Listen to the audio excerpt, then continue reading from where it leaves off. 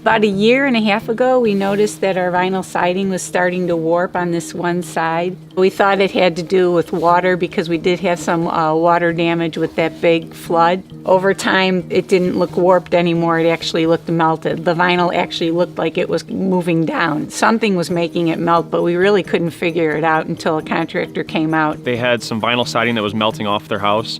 Their neighbor just had some of the new low-E argon glass windows put on. With the addition and new windows, the sunlight reflecting off of those windows has affected our neighbor's vinyl siding. The windows are actually deflecting a lot of the sunlight back onto their house. And the reflection from their top windows is what was coming down and melting the vinyl. At first, she kind of laughed like it was a joke. I wouldn't expect windows to do anything to your siding. It seems as more people are starting to get their windows done, though, I'm starting to see it more and more often. It's actually become a code in most cities to have that low-E argon glass in your windows, so it's going to keep continuing to become more and more and more of an issue as people update their homes.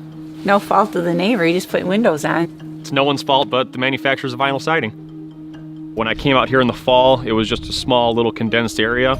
It's actually grown to almost the length of the entire side of the garage. It just kept getting worse and worse and worse. During the day, you can actually see where the sun hits, and it's exactly where the siding was melted. It seems to be worse in the areas where they do get the colder temperatures.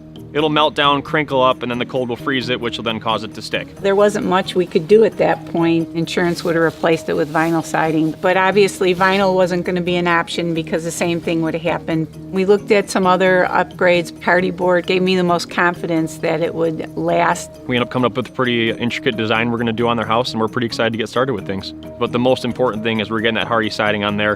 That way we know the house is going to last. The main reason why I like choosing Hardie over vinyl, number one is going to be your warranty. Getting that non-prorated warranty on the product itself, I think, is second to none. But also, since it's engineered for the climate. James Hardie siding has just got a much more upgraded look to it. And that's not even speaking to the durability. I just needed a stronger product. Not worried about my neighbor's windows. I don't think we're going to have any problem there.